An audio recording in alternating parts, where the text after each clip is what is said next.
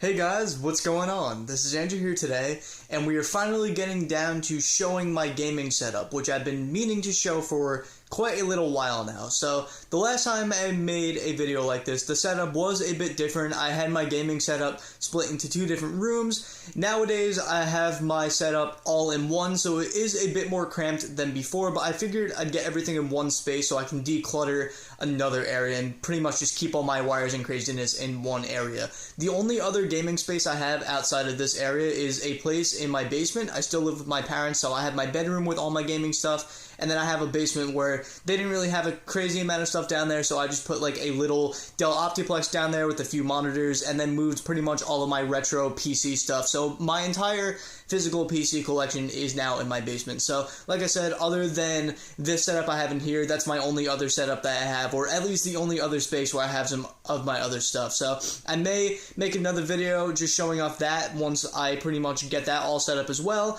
But for now, I'm just going to be showing off this part as you know, this was basically what I've been trying to record for a while. It took me a while to set it all up. Honestly, it's still not 100% finalized, but I figured I'd show what's done. I might add like capture cards here and there, or just different kind of things here and there, like adapters and whatever. But for now, I think it's doing its job, and it's really doing all I needed to do at the moment. So without further ado, let's get right into it. So as I mentioned before, my entire outer room is completely free of anything gaming related. At the moment, it is just music related. It is a complete mess right now. I still plan on getting this part of my room cleaned up as well and kind of turned into a music setup, but the biggest thing I dedicated this space to was my bunny. I had her in a small cage before, and you're not really supposed to put bunnies in cages, and since my dad's a bit of a clean freak, I still need to at least get her in one, but at the same time, I wanted to give her a nice big amount of space, so I built a second cage, essentially just connected the two, and now she has all the space in the world to just run around, and plus I let her out all the time just to let her run around here. So this room is completely free of anything gaming related, but here's all my guitars. I do happen to be a musician. I also play saxophone and drums. My drum set is no longer in this room like it used to be in the past, but that's pretty much everything out here. This is not gaming related, so this really isn't part of the video, but this is where all the gaming stuff happens. This is the bedroom where I pretty much just cluttered the hell out of it. So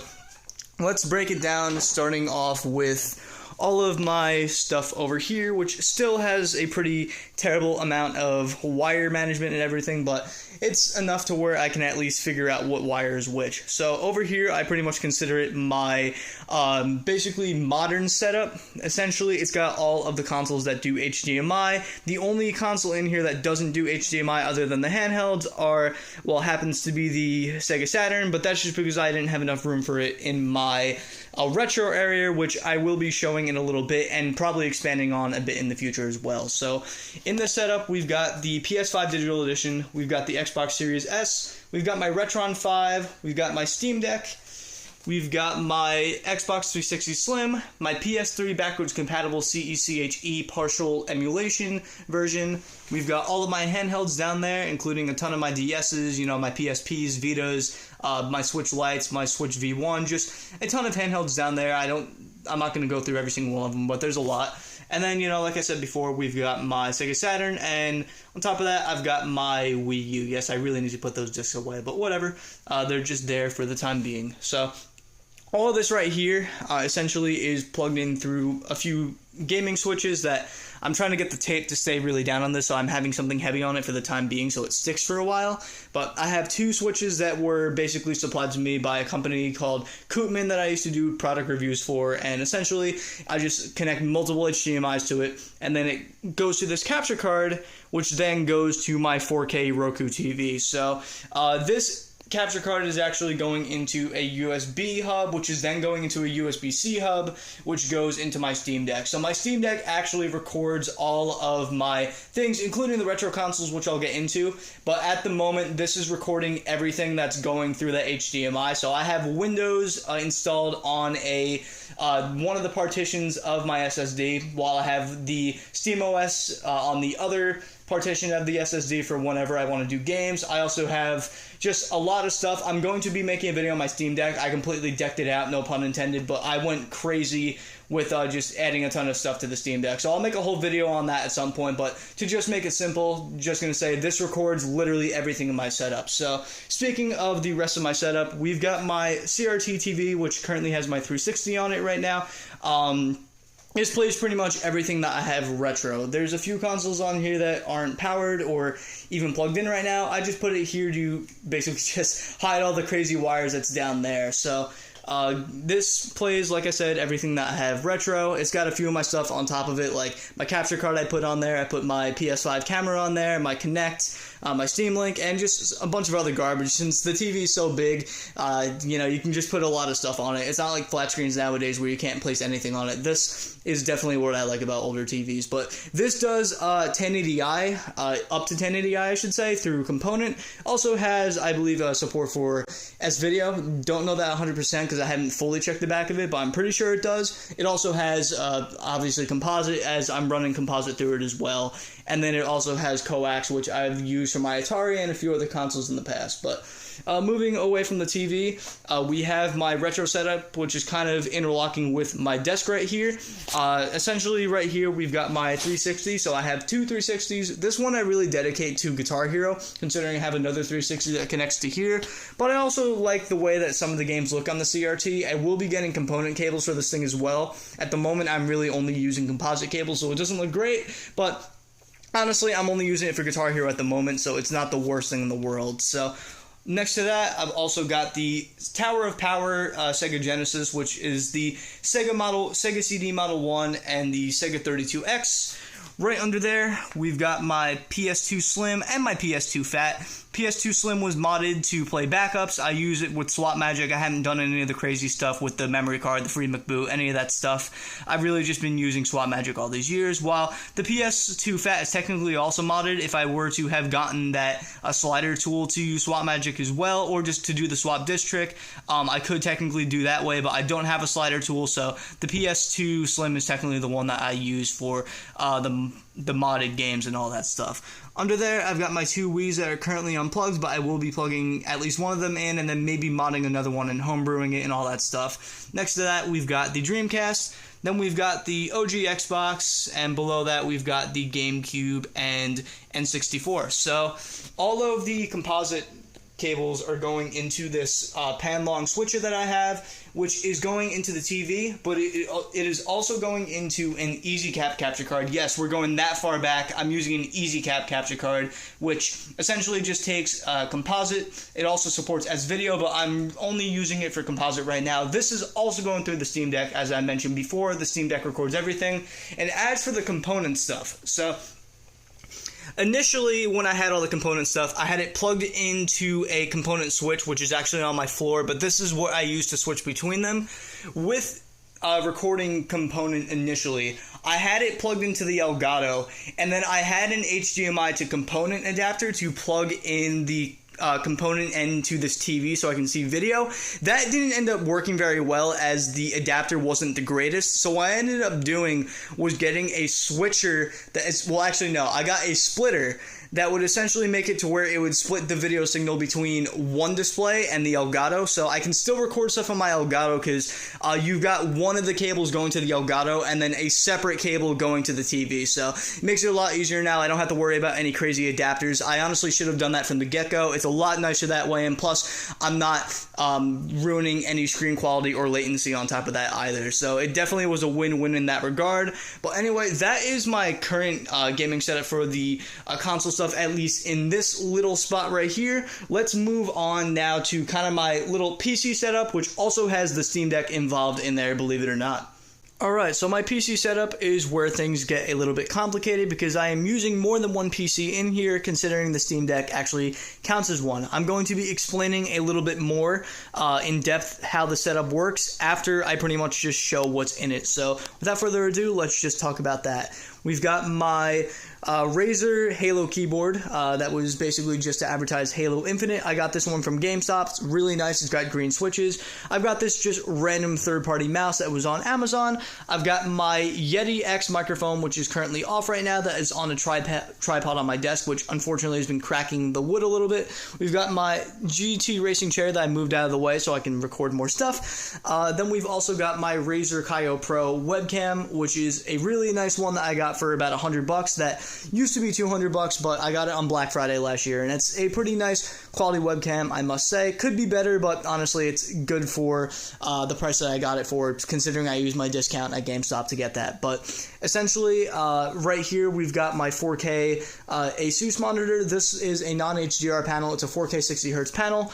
This is the Gigabyte Aorus 144Hz panel. It does DisplayPort 1.4 and HDMI 2.1 to take advantage of basically the higher refresh rates that everybody's using nowadays on the consoles, and on top of that, supporting the PC refresh rates that people have been using for a long time. The third monitor I have is just a simple 1080p monitor. This one's simply just for me to use for my gaming PC down there. Then on the side over there, we've got my PS5, my Series X, and my Switch OLED, the Splatoon 3 version of that. So basically the way I have my console set up is I don't have them connected to a capture card at the moment because there aren't any HDMI 2.1 capture cards that I know of yet that can support the 120Hz output. So I don't want to get a capture card until I have one that will fully take advantage of the consoles, because I don't want to limit what I can see on the TV. That would just annoy me if I had to constantly unplug things and do that. So still waiting on that. This is my message to Elgato. Please make a 120Hz capture card soon so I can finally be able to record these things like I would want to. The way that this is all set up is with the PS5 and Series X, I have them connected to an HDMI 2.1 switcher that allows 2 inputs, while I have the switch just going directly into the monitor itself. The reason I did that was because there was only 2 HDMI ports on this thing, and I didn't want to have to constantly be swapping out the ports on the thing, so I ended up getting an HDMI 2.1 switcher for the Series X and PS5, since there's not going to be any other consoles on here. Usually I get like a 3 or a 6, but I got just a 2 because I know I'm not going to be adding any more HDMI 2.1 consoles. And then for the Switch, it's just plugged directly into the monitor for the hell of it. But I'd say eventually down the line, once I do eventually get a capture card when they come out, I'm going to be getting one that's going to just record all 3 of them. I'm going to be getting another HDMI 2.1 switch somewhere in the future, probably just to get them all into one thing and not get multiple adapters. But my tangent aside, that's pretty much everything that has to do with the consoles. Let's move on to this little complex part of my setup with the PCs, basically just explaining the Steam Deck and how my main PC are connected to this at the moment. Alright guys, I'm going to try and explain all of this the best I can, because there is just a lot to cover and it may start to get a little bit confusing. But to summarize just the beginning part, I've got my Steam Deck and my gaming PC in this setup, and believe it or not guys, the Steam Deck actually is my main PC in the setup, and the reason for that is the portability aspect definitely makes this thing very convenient. I can use it to record in this setup, I can use it in this setup, and I can use it in my basement as well. So this is really just where I can basically just have a USB-C hub with me at all times and just use it in any setup, prop it up anywhere, and it turns into just a little recording beast. So it's definitely a cool little thing like that. Plus, the CPU is definitely a bit more powerful than the PC here, because this is a bit older. It's got an i7-4770K, GTX 970, and 32 gigs of DDR3 RAM. So where the GPU is more powerful on here, the CPU is more powerful on here, so therefore I'm going to be getting better recording and editing results on here, as I've actually tested between the two of them in real time. So essentially, yeah, this is my main PC for most of the stuff. For desktop gaming, I would say I use this more often, but for gaming in general, I use the Steam Deck as, I use it as like a Nintendo Switch where I bring it with me places. So definitely has more gaming use on it than I do on this thing nowadays, especially with this not having as good specs anymore, and my PS5 and Series X technically replacing it as my main hardware. Because through the 8th generation of consoles, Xbox One and PS4, this thing was my main device, where the Series X and PS5 are now my main device. So this is kind of being overshadowed by not only those, but now even the Steam Deck. So that tangent aside, let's actually talk about how this stuff is set up. So the way that I have it at the moment is I have my Steam Deck going on this monitor, this monitor and using the built-in display on it as well to get the 3-monitor experience, while on my gaming PC I have it going on all 3 monitors. So at the moment I'm displaying the Steam Deck on these while I'm using just the 3rd one for the main PC just in this video. But if I wanted to switch between the two, like say I wanted to switch between these 2 monitors at the moment, I have a DisplayPort switcher that essentially would just swap signals between the two. So if I want to go on my main PC, I'd click input 1, it'd swap it to the the gaming PC, I should say, on here. While with the Steam Deck, I do input 2, and then it brings it to the Steam Deck screen on here. Where with this monitor, I just swap the input on the back of the monitor since there's multiple HDMI inputs on here. There's actually more HDMI inputs on here than there are on this one. So I just click a button on here and simply just swap the inputs that way. It's not complicated. It's just I had the lack of ports, especially display ports on here, so it didn't really make it possible for me to just simply switch the inputs with the click of a button of a remote. So I actually got a adapter for that. But yeah, I've got basically both of them doing 3 monitors, just 3 monitors in a different way from whatever way you look at it. So in terms of how the Steam Deck is connected to these monitors, I am using just a regular USB-C hub right now. This USB-C hub does 4K 60Hz and 4K 30Hz on the other port.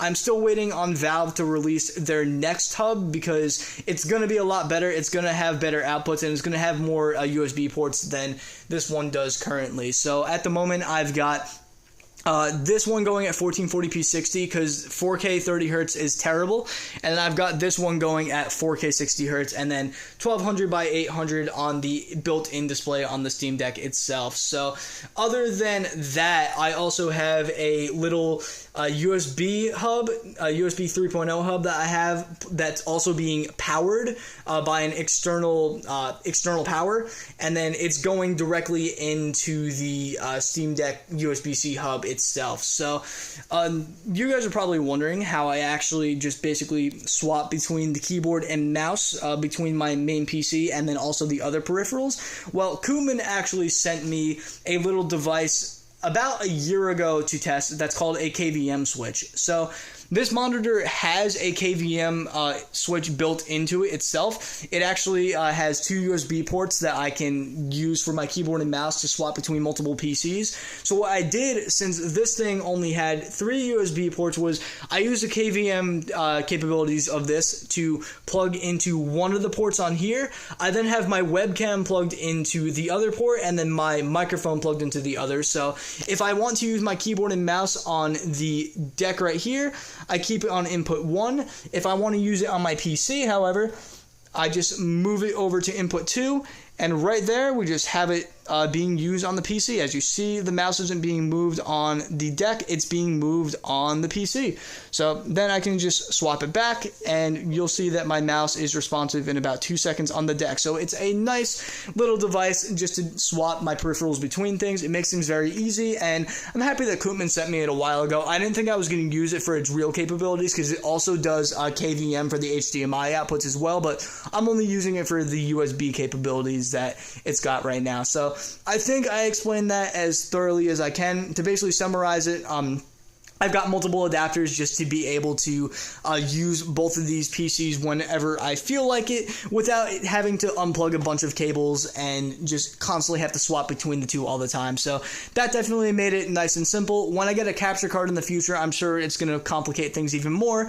But as of right now, I'm happy with the way I have this all set up, and honestly really can't wait for the Steam Deck dock to come out so I can use 4K 120 Hz on this thing rather than 4K at 60 Hz, and then basically do 4K 60 Hz on here instead of 1440p. So yeah, loving this setup so far. Let's just show the rest of the setup in here and then conclude the video.